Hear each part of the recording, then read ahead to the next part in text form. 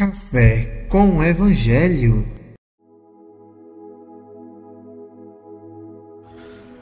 Graça e paz, irmãos, bom dia.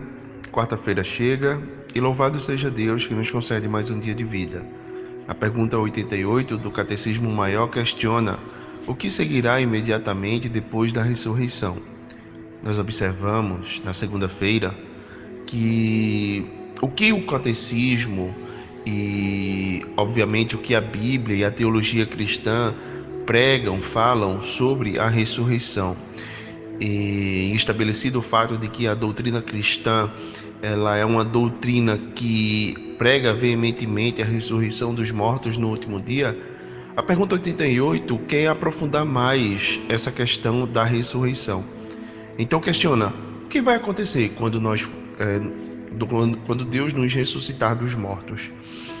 A resposta é que imediatamente depois da ressurreição se seguirá o juízo geral e final dos anjos e dos homens, o dia e a hora do qual homem nenhum sabe, para que todos vigiem, orem e estejam sempre prontos para a vinda do Senhor. Eu falei assim de forma uma pincelada, né, no áudio da segunda-feira, o que vai acontecer no pós-ressurreição, que enquanto os justos eles vão ter os seus corpos glorificados e desfrutarão de gozo eterno na presença de Deus, os ímpios eles passarão ali pelo julgamento e vão sofrer a condenação eterna.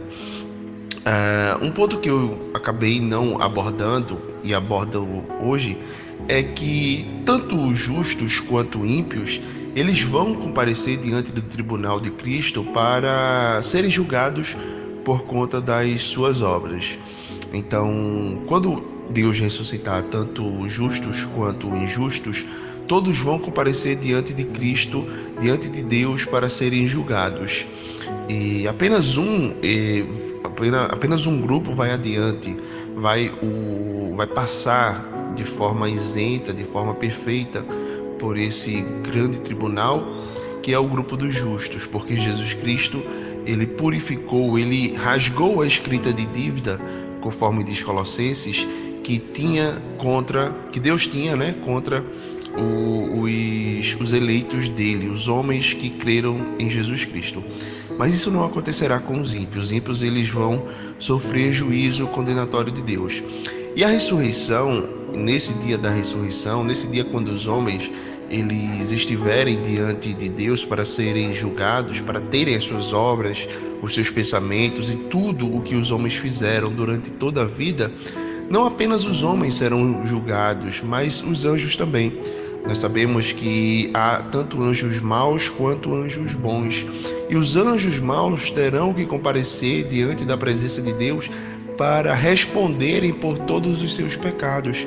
Satanás apresentar-se-á ante a presença de Deus para ser julgado e condenado ao lago de fogo.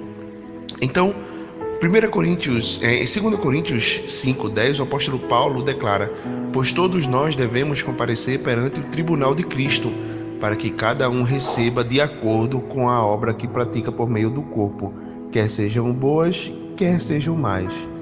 Então, ninguém vai escapar impune.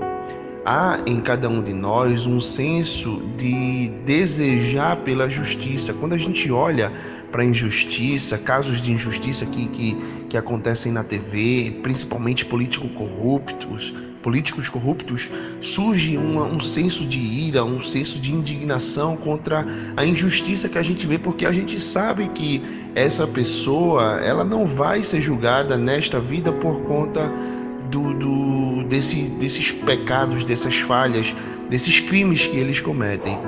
Mas a Sagrada Escritura declara que ninguém vai passar impune, que as obras dos homens vão ser julgadas.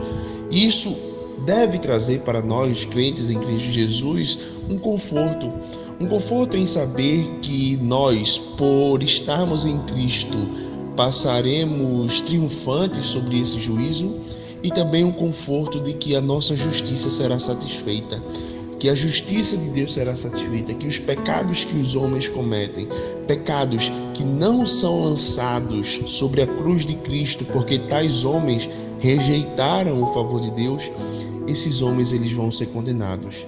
Deus não os deixará passar impune. Então, nós, como crentes em Cristo Jesus, precisamos andar vigilantes, cientes de que as nossas obras, cientes de que os nossos pensamentos, cientes de que a nossa vida vai estar ali sendo apresentada por Deus naquele grande dia. E quando esse dia chegar, por meio de Cristo, nós passaremos isento. Portanto, vigie.